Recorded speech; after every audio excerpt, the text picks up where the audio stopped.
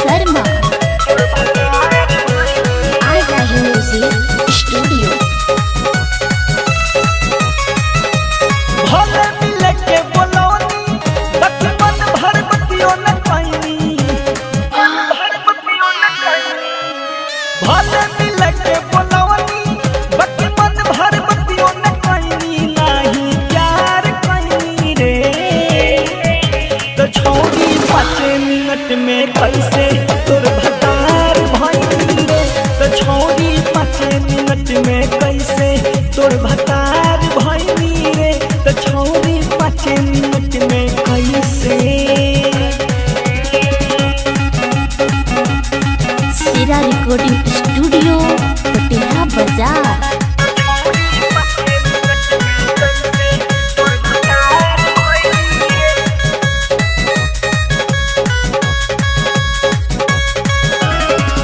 अछैत समान हमर रहल उपवास रे, बोले बतियावे में तो टाइम भइल पास रे। अछैत समान हमर रहल उपवास रे, बोले बतियावे में तो टाइम भइल पास रे। नहीं नस नैना लड़ावनी, नहीं गोरा में तोहके सुतवनी, नहीं नस नैना लड़ावनी, नहीं गोरा में तोहके सुतवनी। तो कैसे पास भइनी रे।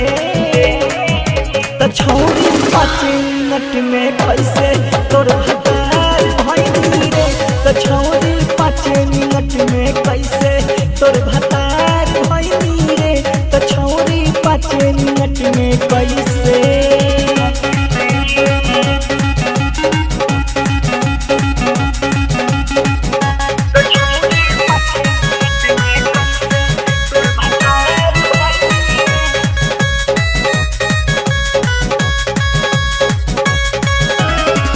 चंदन दिलेर कैसन भइल मजबूरी, अर्जुन बिकी के तू दिल दिहलो तूरी। चंदन दिलेर कैसन भइल मजबूरी, अर्जुन बिकी के तू दिल दिहलो तूरी। कते नी गलती बोला के घर में इज्जत गवा के, कते नी गलती बोला के घर में इज्जत गवा के, जिंदगी नाश कइनी रे। तो छोड़ी 5 मिनट में कैसे तोर भतार भइनी रे। तो छोड़ी 5 मिनट में कैसे तोर भतार भइनी रे। तो छोड़ी 5 मिनट में कैसे।